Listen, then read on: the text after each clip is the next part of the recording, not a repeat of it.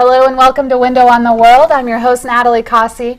We have an exciting show for you today as I am joined with Professor Dr. Gubera from MSSU. Welcome, Dr. Gubera. How are you today? I'm fine, Natalie. Thank you very much. Yes, it's so exciting to have you on the show. I'm excited to be here, too. Yes, because Dr. Gubera is one of the most well-traveled men that I know personally, and to have you on the show to be able to talk about the different places you've been in the world and the time you spent traveling, we're very excited to hear all about that. Well, that's awfully nice of you.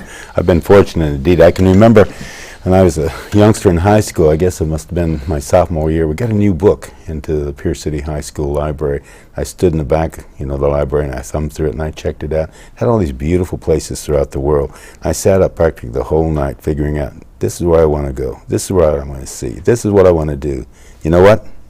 Got it done. You did it. Yes. So this all started at a very young age, your interest in traveling? Probably much so, more than a lot of people, because my parents were immigrants, and so they talked a lot about the other parts of the world that one could only read about in a history book or, certainly, of course, think about in geography. Right. My dad used to tell me things about Southeast Europe that my professors later on would stop and say, where did you get that?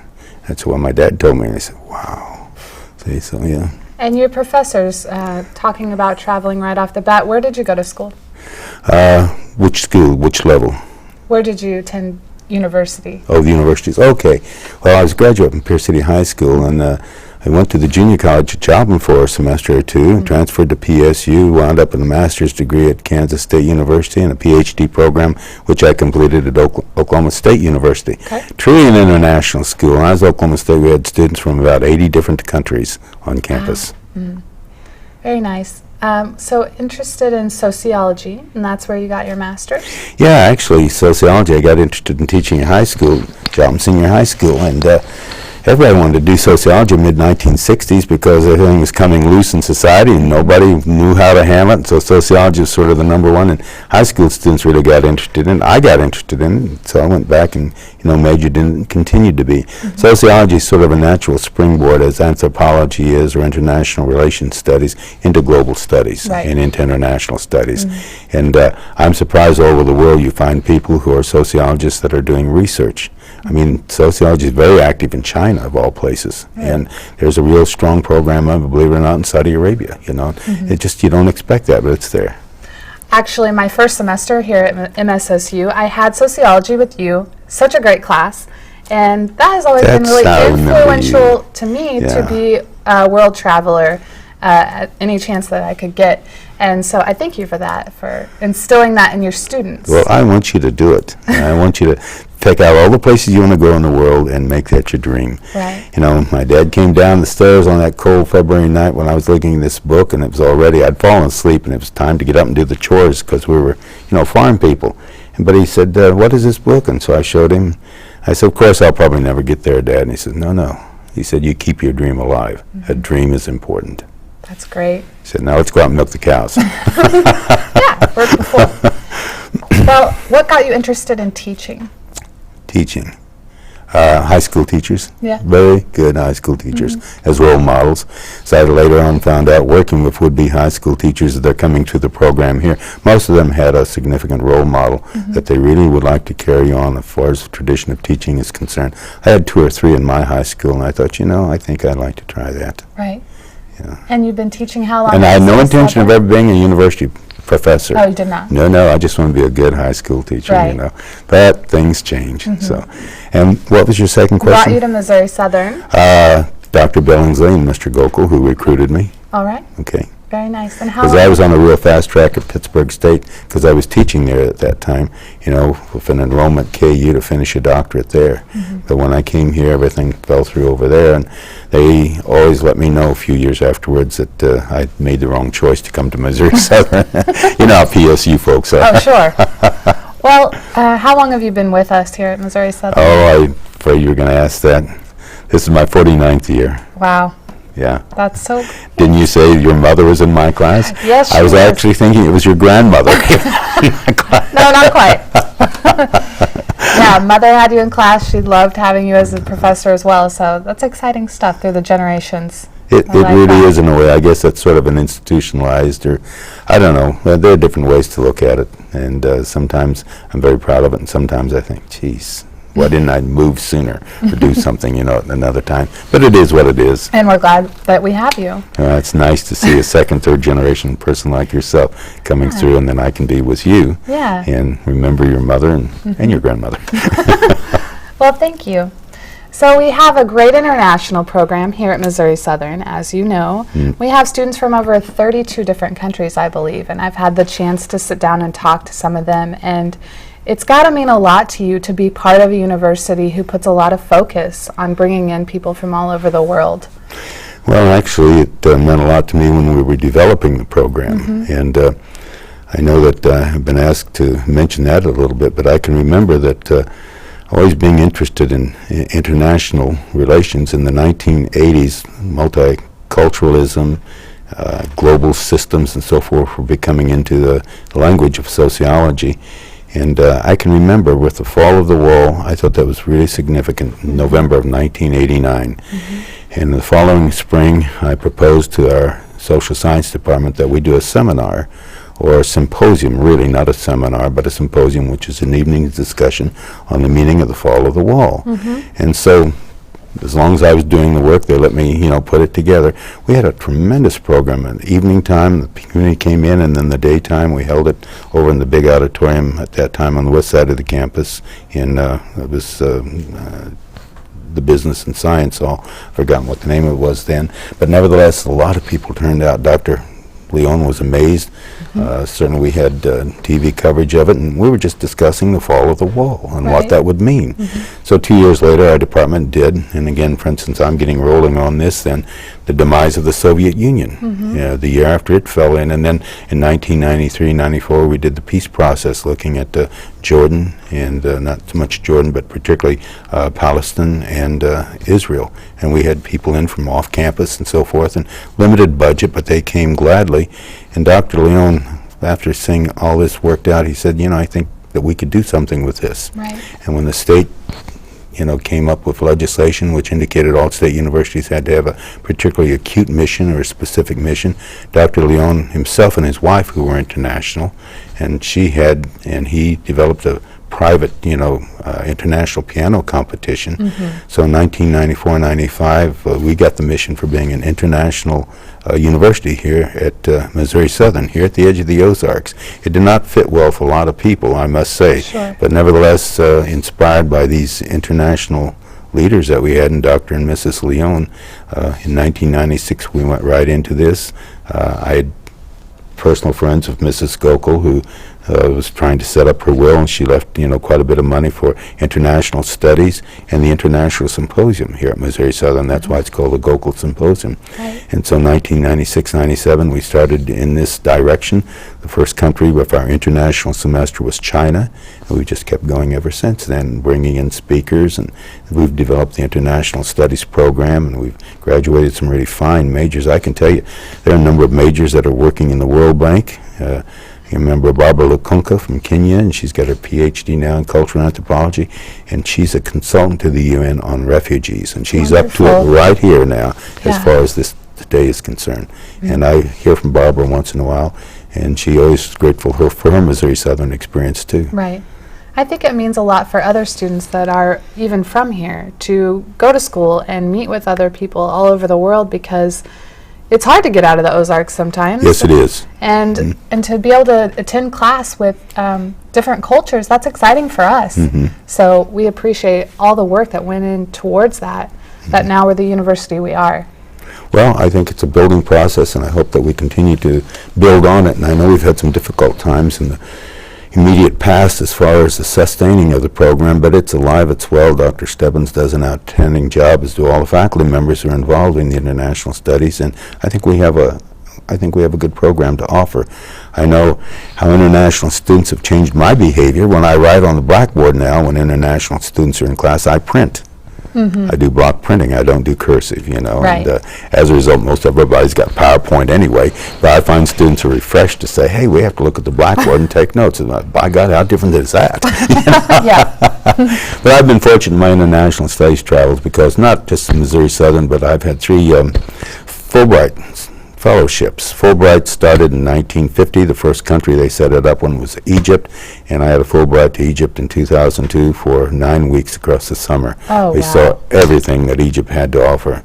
93 and 94, I had a Fulbright to Poland and Slovakia, and certainly Hungary. Budapest is a city that delivers. My dad used to say, if you want to see cities of the world, you need to see Budapest, Istanbul, you need to be in Vienna, Vienna, and I forgot what the fourth city was, but my fourth city that's outlandish is way out in Burma. It's called Mandalay, where the flying fishes play. Right. It's way up at the top of Burma. But getting back, for instance, my third, Fulbright was to China for a summer in 1995. And boy, that was exciting. So Well, one of the countries that I would very much like to visit is Egypt, in fact. And can you tell us about that? Well, I was there. We were there in the summer of 2002, and there was a real falling back at that time toward Egypt or any of the Arab countries because people were afraid as a result of 2001 and 9/11. And we had to answer some questions and, put up with some particular kinds of interpretations of 911 that I hadn't heard of before that we'd actually, well, that's another point, but our group really worked well together. We're from across the United States. A dozen of us had been selected, and we saw everything, beginning with Alexandria, and the great lighthouse at Alexandria, and the great library. Been out to Gaza at least 3 different times, I have a number of pictures of me and the Sphinx having a drink together in the afternoon, Yes. And certainly, who wants to go inside the Great Pyramid of Khufu? Well, 2 of us volunteered, naturally one of them being me, and once inside, deep inside this huge pyramid, you wonder, what did I do coming down here anyway? Because just his casket is left there, and it's just a bleak room otherwise. And all these stones are around you. But I understand if you stay overnight, mystical things happen to you. But to get into the Great Pyramid of Khufu, you have to go, I'm a big guy, hunched over, squalled over, for instance, and down, all the way back, to say the least. See, Luxor, the Valley of the Kings and the Queens, they deliver. It's beautiful. Right. I've been inside, for instance, a number of the tombs. King Tut's tomb was closed that day, but Nefertiti's tomb, Nefertiri's tomb, the wife of Ramses II, for instance, her tomb was open. And they only allowed 100 people, and since we were Fulbrights, they allowed all 10 or 12 of us in the first thing in the morning. I've been into the Valley of the Queens, for instance, where certainly Nefertiti and the Queen's tombs are. Luxor is right across from it, and that's where you have all of these huge columns and left over of these gigantic temples that they had. The walkway, which stretches for a quarter of a mile, is lined with lions on each side. It's just That sounds wonderful. it just touches you. And then very far at the southern edge of Egypt is called Abu Simbel.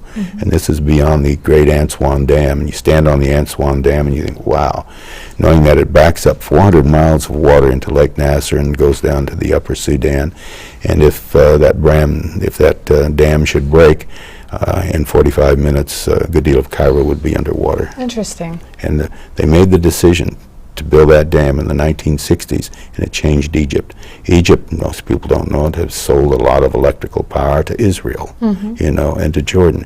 And the coldest that I've ever been has been one of the hottest countries in Egypt because they keep refrigeration down because electricity is cheap because of the Great Aswan Dam. Yeah. Egypt leaves with more mines out in the fields because they're all around the Aswan Dam and around the Great Pyramids, so that terrorists won't sneak in and try to shoot up terrorists, cause some particular kind of terrorist activity. And it just so happened one day, one of the days we were at the Great Pyramid of Khufu, there was a camel out in the desert to the west of it, happened to step on one of those landmines, and he kind of halfway blew up. Did you see that? I mean, did they do that for us? No. Oh my goodness. Well, I was mentioning this one day in class, and thanks, of course, for instance, to the internet. Young man pulled it up, held up his hand, and he said, you're right, Dr. Gubera. Egypt has 24% of the known landmines in the world. And they're to protect, for instance, the tourist industry, and certainly to protect the Great Aswan Dam. Beyond Aswan Dam, high overlooking Aswan Dam, is the great temple of Abu Simbel. And this is where there's a temple to Ramses II and Nefertiti.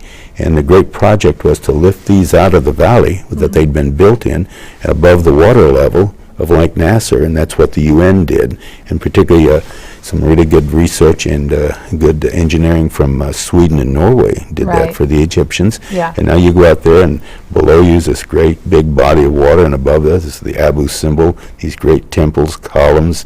You know, Ramses is there in every kind of posture and figure, you know, and inside is the art that they preserved and everything. And it's just, you know, and the sand covers it all, even though there's a steel beam that protects these, for instance, and you walk into that and you see the big, you know, water mass behind you. I mean, it's a thrill. Sounds like there's so much authenticity right there. There's a great deal. Yes. There's a great deal. And Egypt markets that. I mean, you know, who doesn't know Egypt? Sure.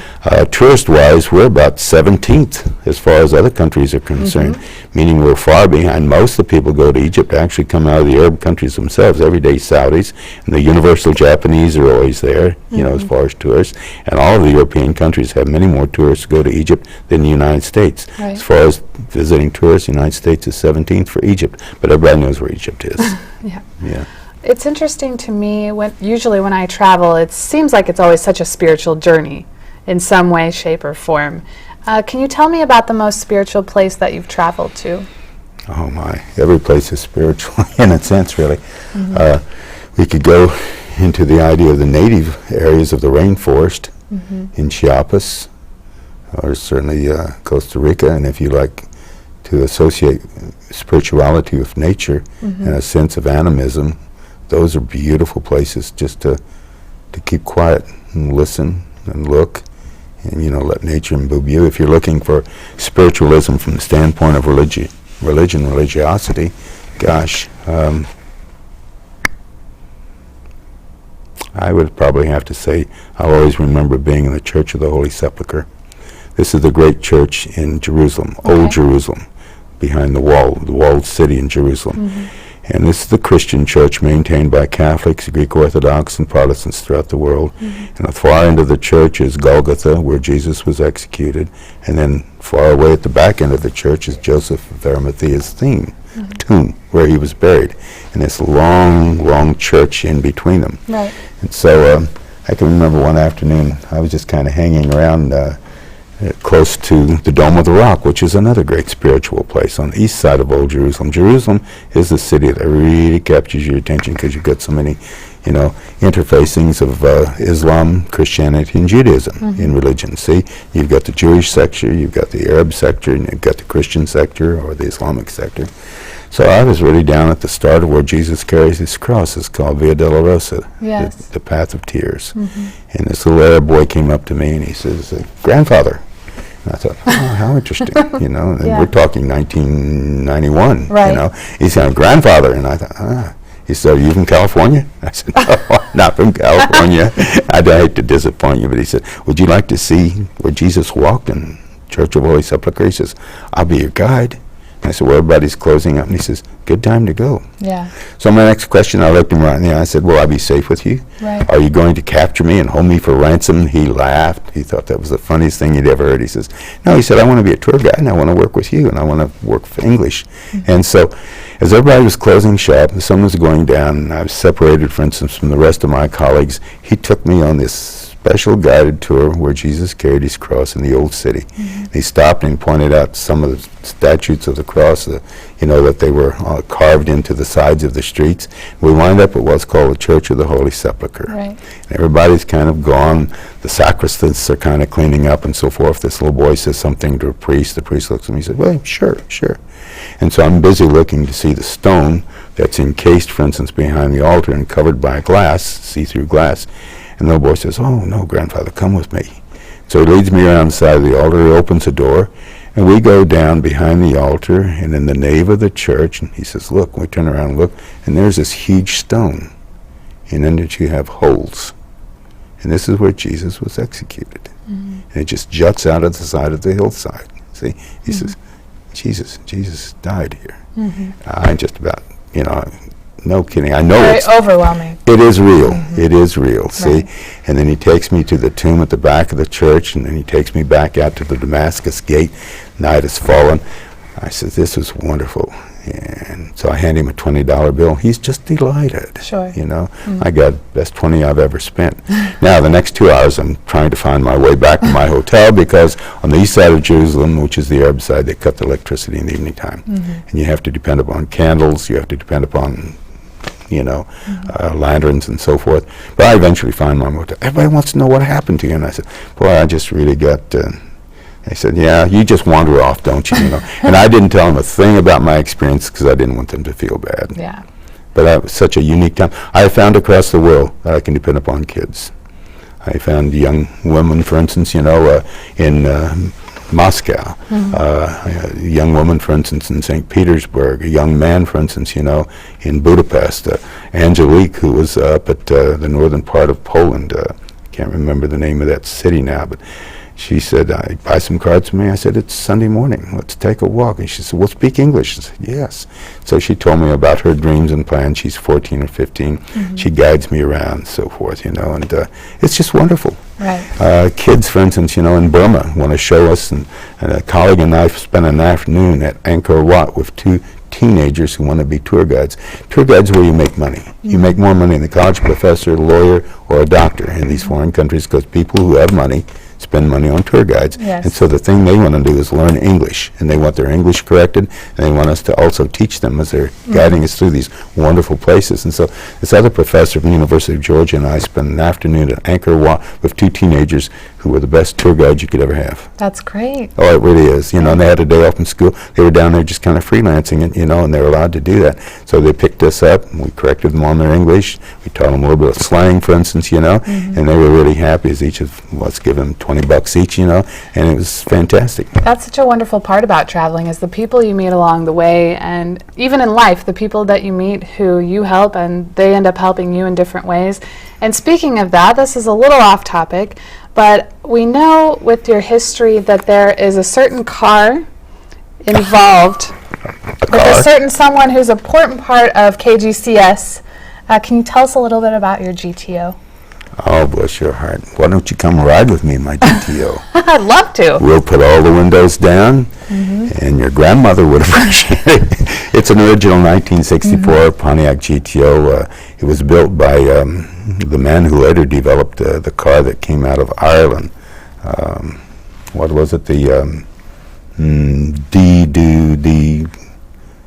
what was the name of that car? Anyway, for instance, you know, this original, 1964. Such a great looking GTO. Oh, there it is. Yes. No kidding.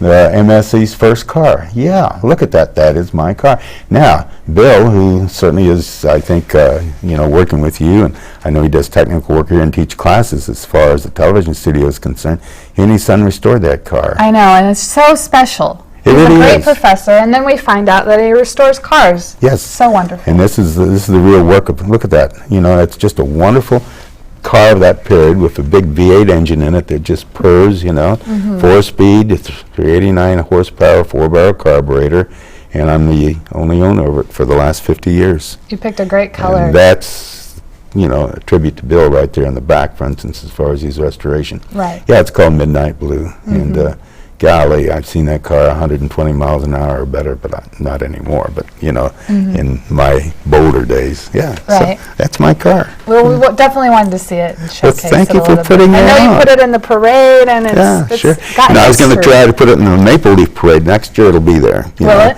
Oh, sure, yeah. This fall I just didn't get around to it, you know. Besides, I don't like to drive that in the parade. I found out, for instance, taking that car out is as bad as having the most beautiful woman in the world beside you. Everybody wants to stop and talk to you. Everybody wants to say, oh, I haven't seen a car like that. What a beautiful car, you know. Right. And I thought, golly, you know, I just hadn't thought about that. And so all of a sudden I'm talking about cars. Well, I had a car that, you know, so forth, you know. That car would be beautiful in Cuba, because Cuba have cars 50 and 60 years old. Do they? And if we're going to Cuba next spring, you know, or next summer, I'm going to see Then Dave boat it Walker, over if there. I can take it over there That's with a me. great you know. idea. And maybe Fidel would like to ride in it with me. Oh my 2 old gosh. boys in this car. Yeah, I can picture that. So for people who are very interested in travel and maybe getting involved with Missouri Southern, able to go on some of these trips, can you tell them the importance and value that can put into your life?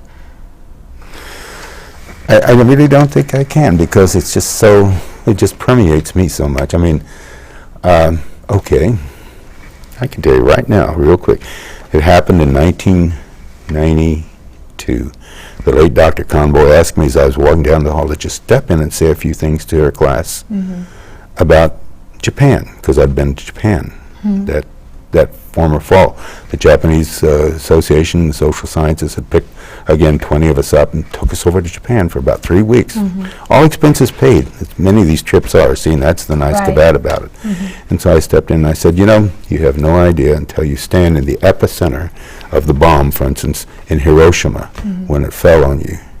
Wow. To what the bomb was. And I said, you've got to understand that, you know, this gives you as an American a strange feeling. You step around and see, for instance, the leftover of the bomb in their museum, the Peace Museum at Hiroshima, and you stand right in the middle where this grade school was, 800 kids that were eviscerated by that bomb in August of 1945.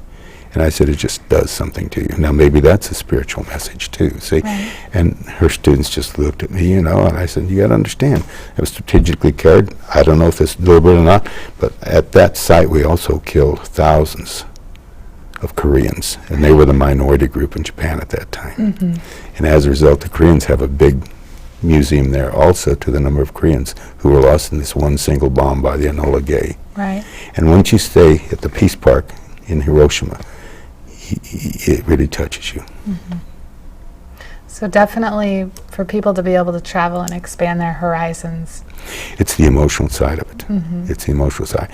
To stand at the top of the Eiffel Tower, look across Paris, to climb the Great Wall of China, you know, and walk for hundreds of yards, always upwards, and looking at the terrain as it falls away from you on both sides, you know. To think in terms, for instance, you know, of Alhambra in Spain, the great castle that was built by the Arabs. Step inside Notre Dame Cathedral. See, see Stonehenge. And then I was Stonehenge when you could walk actually between the stones. Now it's all sequestered off, and it's a real tourist thing. Oh, I'm glad you got to go there when it was the way it was. I could walk in, lean against the stone, hey, take my picture, you know. I was never that brazen. I hate people who do that. But just to be on the ground there, you have a sensory perception, you have a feeling of place that you can discuss with much more authority than having read about it or seen it in a documentary. Right. Well, we appreciate you being on the show, and because I know you've been to 32 different countries, is that correct? 35. 35 different countries. I'm just going to propose that you come back on the show and we discuss a little bit more about We have left out a lot. Your travels, yes. We haven't even mentioned the Maya. Chiapas, Mexico, that wonderful culture just south of us, which everybody can go to reasonably as far as a trip is concerned. Okay. Well, you will join us again, right? I'll be anytime you ask me, Nicole. It'll be my pleasure. Great. Well, thank you so much for being here. And thank you for joining us on Window on the World. We'll see you next time.